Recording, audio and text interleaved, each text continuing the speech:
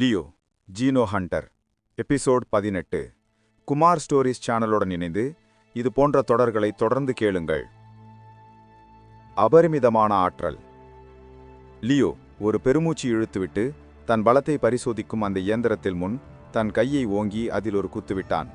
இவன் குத்தில் அந்த இயந்திரம் சிறிது ஆடியது. அங்கிருந்த அனைவரின் கண்களும் மின்னின. அந்த இயந்திரத்திலிருந்து ஒரு அதிர வைக்கும் சத்தம் வெளியேறியது. அதில் என்ன நம்பர் வரப்போகுது என சபரிஷ் ஆர்வமாக அந்த இயந்திரத்தின் டிஸ்பிளேவை பார்த்து கொண்டிருக்க, இவன் குத்திய இடத்தில் சிறிது சிறிதாக ஏதோ சத்தம் வரத் தொடங்கியது. என்ன சத்தம் வருது என்று அனைவரும் லியோ குத்திய இடத்தை பார்த்தனர். லியோ அதிலிருந்து கையை எடுக்க அந்த இயந்திரம் நடுவே ஒரு வெடிப்பு தோன்ற ஆரம்பித்தது. திடீரென அந்த இயந்திரம் இரண்டாக உடைந்து சரிந்து கீழே விழுந்தது. அதை பார்த்த சபரிஷுக்கு என்ன சொல்வது என்றே தெரியவில்லை. என்ன, இயந்திரம் உடைந்து விட்டதா என்று அதிர்ச்சியடைந்தான். ஏனெனில் இந்த இயந்திரம் அதிகப்படியான தாக்குதலாக 2500 கிலோ எடை வரை மட்டுமே தாங்கக்கூடியது. அதற்கு மேல் சென்றால் இது உடைந்துவிடும். இதை கண்ட ஆசிரியரும் அதிர்ச்சி அடைந்தார். நான் 2000 கிலோ கிட்டதான் இவன் பலம் இருக்கும் என்று நினைத்தேன். ஆனால் அதையும் தாண்டி இருக்கிறான் போல என்று இருவரும் மாறி மாறி பார்த்து கொள்ள சபரிஷ் லியோவை விடுவதாக இல்லை. லியோ, வா என்னுடன், என்ன என்று மேலும் 5வது தளத்தில் இருக்கும் போராளி பரிசோதனை இடத்திற்கு லியோவை அழைத்து சென்றார். லியோவோ ஒன்றும் பேச முடியாமல் தனது இடது கையை கத்தியை பிடித்து கொண்ட அவர் பின்னே சென்றார். சரி, நீ இதுல உன்னோட பலத்தை நிரூபி. இது 5000 கிலோ எடை வரைக்கும் தாங்கக்கூடிய இயந்திரம். நான் இன்னைக்கு உன்னோட ஆற்றலை முழுமையாக பார்த்து தீரணும் என்றாள் சபரேஷ். சரி பயிற்சியாளரே என்று கூறிய லியோ மீண்டும் தனது உடலை ஒருநிலைப்படுத்தி தனது மூச்சை இழுத்து தனது முழு பலத்தையும் அந்த இயந்திரத்தின் மீது காட்டினான். மீண்டும் கீழே நடந்தது போல் அதே அதிர்வுகளும் சத்தம் என அனைத்தும் வந்தது. ஆனால் இந்த முறை அந்த இயந்திரம் உடையவில்லை. உடனே சபரிஷ் மற்றும் பின்னே வந்த ஆசிரியர் வியப்பாக டிஸ்பிளேவை பார்த்தனர். லியோவுக்கும் தனது பலம் எவ்வளவு இருக்கும் என்று பார்க்க வேண்டும் என்ற எண்ணத்தில் ஓடி வந்தான். அங்கு பார்த்த லியோவின் கண்கள் மட்டுமல்லாமல் அனைவர் கண்களுமே ஆச்சரியத்திலும் பிரமிப்பிலும் இருந்தது. என்ன, 3800 எப்படி என்று இருவரும் வியந்தனர். லியோவும், நான் எடுத்த சில பயிற்சிகள் என் பலம் 500லிருந்து 600 கிலோ வரை கூடியிருக்கலாம். கோமாவுக்கு சென்று வந்ததால் மேலும் ஒரு 1000 என்றாலும் 2800, 2900 இருந்தால் பிரச்சனை இல்லை. ஆனால் இது என்ன, 3800? இது என்னாலே நம்ப முடியலையே என்று லியோ யோசித்தான். சபரிஷ் மற்றும் அருகிலிருந்த ஆசிரியர் இருவரும் வியப்பாக லியோவை பார்த்தனர். சபரிஷ் லியோவின் இரு தோள்பட்டையையும் பிடித்து உலுக்கியவர், லியோ, உண்மையை சொல்லு. நீ மரபணு மாற்றத்தை உடைத்து விட்டாயா? உன் மன ஆற்றலை உடைச்சியா? நீ அதிலிருந்து வெளிவந்துட்டியா என்றார். அதை கேட்டு லியோ தலையை சிறிது தூக்கி அவரை பார்த்து, ஆமாம், நான் முதல் கட்ட மரபணு உடல் மாற்றத்தை விட்டு வெளியேறிவிட்டேன். நான் அதில் தேர்ச்சியும் பெற்றேன் என்றான். அதை கேட்டு பலமாக சந்தோஷமாக சிரித்த அவர், அப்படினா நீ சாதாரண வீரன் இல்ல, மரபணு மாற்றம் கொண்ட ஒரு ஃபைட்டர். இது போதும், இது போதும் என்று சந்தோஷமாக வானத்தை பார்த்து கத்தினார். நீ நம் நகரின் மேதை என்று உற்சாகமாக கூறினார். லியோவுக்கு இதை கேட்டு சந்தோஷம்தான். அப்போது சபரீஷிடம் அவர் அருகே இருந்த ஆசிரியர், ஆமா மூத்த பயிற்சியாளரே, ஒருவர் தனது முதல் மரபணு சோதனையில் வெற்றி பெறும்போது வெறுமனே 300லிருந்து 600 கிலோ எடை சக்தியை மட்டுமே பெறுவார்கள். இதிலும் மிகவும் சிறந்த போராளிகள் கூட 1000 எடையைத்தான் உடைத்து தனது உடலில் பலம் சேர்ப்பார்கள். ஆனால் இங்கு நடந்திருப்பது 2200, 3800 கிலோ எடை பலம் இவன் மரபணு ஆற்றல் மூலம் பெற்றிருக்கிறான். அப்படியெனில் இவர் மேதை, இந்தியாவின் தலை சிறந்த 2வது மேதை இவர்தான் என்று பூரித்து போய் கூறினார். ஏனெனில் மரபணு ஆற்றல் என்பது பல காலமாக மனித இரத்தத்தில் ஒளிந்திருக்கும் ஒரு அமைதியான சக்தி. அதை உடைத்து இரத்தத்திலிருந்து ஆற்றலை வெளியேற்றும் போது அது மிகவும் பசியாகவும் அதன் ஆற்றலை முழுமையாக வெளியேற்றும் விதத்திலும் இருக்கும். முதல் முறையை உடைத்தது யாராக இருந்தாலும் அதன் முழு ஆற்றலையும் வெளியிடும். பிறகு அதை மேம்படுத்தத்தான் பல வருடங்கள் ஆகும். இவன் முதல் ஆற்றலையே 2600 கிலோ எடை வலிமையை பெற்றிருக்கிறான் என்பது அங்கிருந்த யாராலுமே நம்ப முடியவில்லை. சபரீஷ் லியோவை பார்த்து, சரி சரி, உடனே வா, உன்னுடைய வேகம் மற்றும் எதிர்மாற்று வேகம் இரண்டுமே எனக்கு காட்டு என்று கூறி அவனை அழைத்து கொண்டு வேறு ஒரு இடத்திற்கு சென்றார். அவர் ஏதோ ஒரு காண கிடைக்காத ஒரு பொக்கிஷத்தை பல காலங்கள் காத்திருந்து கண்டது போல் லியோவை அப்படி பிரமிப்புடன் பார்த்து அவனிடம் பேசினார். வேகச் சோதனை நடக்கும் இடத்திற்கு அழைத்து வந்த சபரீஷ் லியோவை பார்த்து ஆரம்பி என்று கூறினான். அவன் கண்ணை சிமிட்டி திறப்பதற்குள் 100 மீட்டர் கடந்து விட்டார் பயிற்சியாளர் என்ற குரல் அவனுக்கு கேட்டது. அதிர்ந்து போன அவன் திரும்பி லியோவை பார்க்க அவன் கைகளை தட்டிக்கொண்டு வெளியில் வந்தான். என்ன என்று விசித்திரமாக மேலும் அதிர்ச்சியடைந்த ஆசிரியர் மற்றும் சபரீஷ் அங்கு இருந்த வேக கண்காணிப்பு டிஸ்ப்ளேவை பார்த்தனர். 75 மீட்டர் வினாடி என்று இருந்தது. இவ்வளவு வேகமா என்றனர். அடுத்த பரிசோதனை எதிர்மாற்று வேகம். ஆதித்யா தனது ஒற்றை கையால் அங்கு வரும் சிவப்பு நிற குண்டுகளை எளிதாக கத்தியினால் தடுத்தான். எந்த ஒரு அசைவும் இல்லை, நகர்வும் இல்லை. நின்ற இடத்திலிருந்து அனைத்தையும் நடத்தி முடித்தான். அறிவிப்பு: 60 நொடிகள், 60 குண்டுகள், 0 பிழை, சிறந்த போர் வீரருக்கான அடிப்படை தகுதி என்று கூறியது. இதை கேட்ட சபரீஷ் வாய்விட்டு, சென்னையில் ஒரு அசுரன் வந்திருக்கான் என்று கத்தினார். இதை கேட்ட லியோவுக்கு சிரிப்புதானா வந்தது. ஆசிரியரும் பலமாக சபரீஷுடன் சேர்ந்து சத்தமிட்டார்.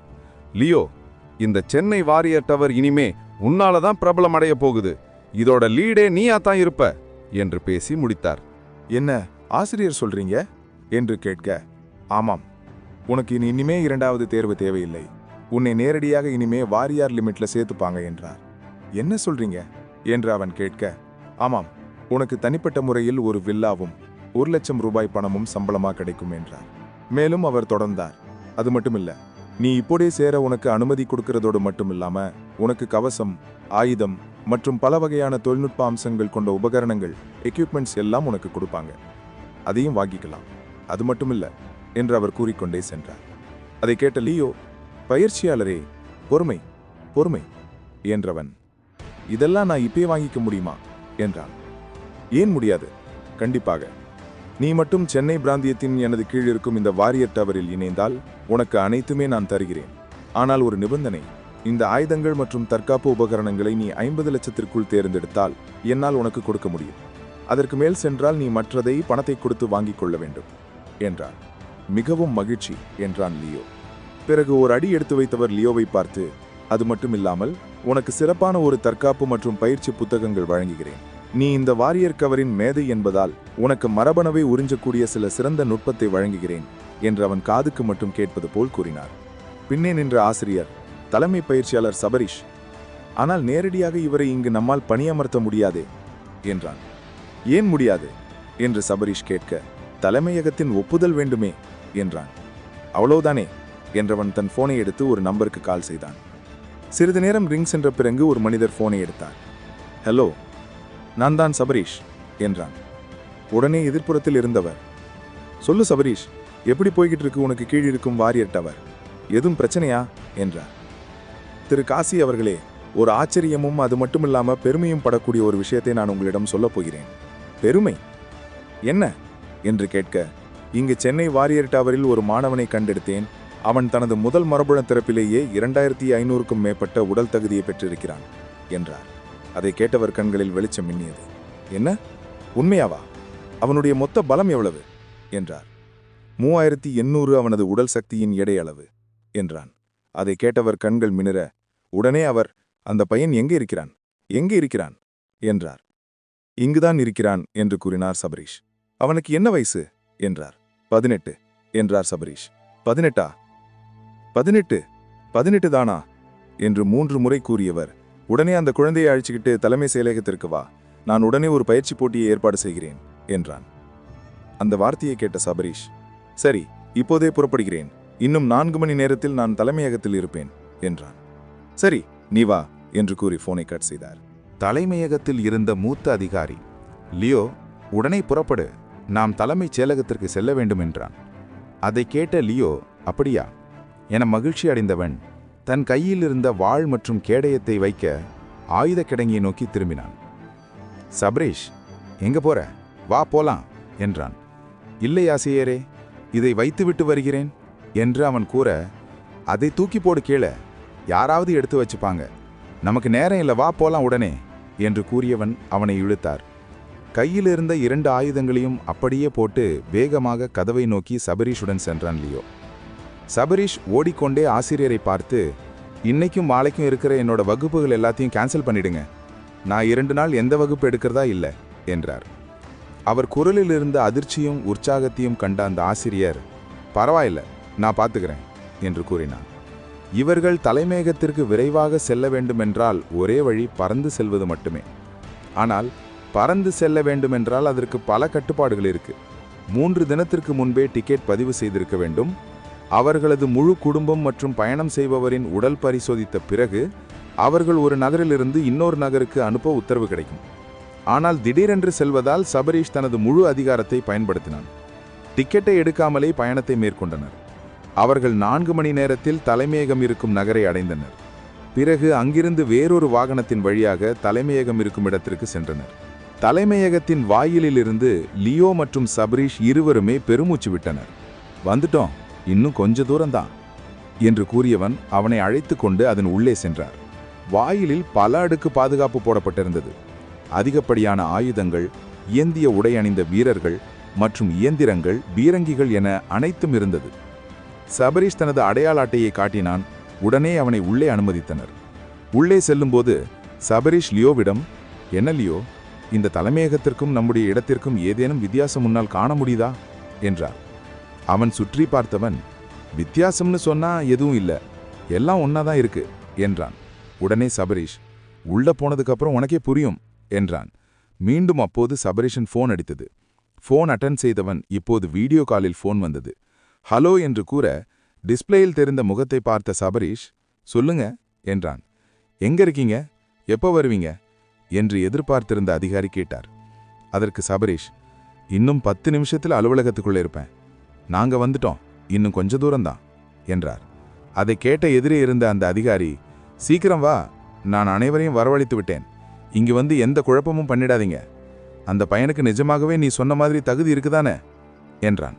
கண்டிப்பாக, என்ன நம்புங்க, நான் 2 முறை கண்ணால பார்த்தேன் என்றான்.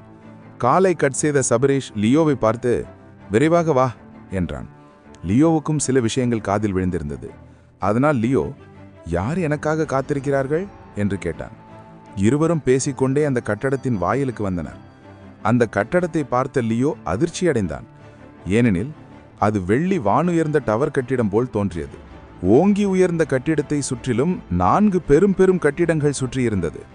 அதை பார்த்தவன் அதிர்ச்சியாக அதன் முன் எழுந்திருந்த 4 எழுத்துக்களை படித்தான். ஜினோ என்று எழுதியிருந்தது.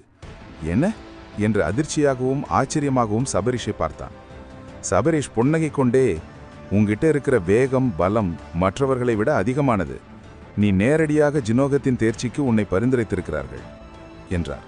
இதை கேட்டு லியோவால் ஒன்றும் கூற முடியவில்லை. அது மிகப்பெரிய மேதைகள் மற்றும் போர்க்களத்தில் உயர்ந்தவர்கள் சேரும் இடமானது, நான் இதுவரை எந்த ஒரு போரிலும் கலந்து கொண்டதில்லையே என்றான். அதற்கு சபரீஷ், சரி வா பாப்போம் என்று அவன் தோள்பட்டையை பின்புறம் தட்டி கொண்டு அவனை முன்னே தள்ளி கொண்டு சென்றார். ஜீனோம் கட்டடத்தில் என்ன நடந்தது என்பதை பற்றி தெரிந்து கொள்ள நாளைய தொடரில் சந்திப்போம்.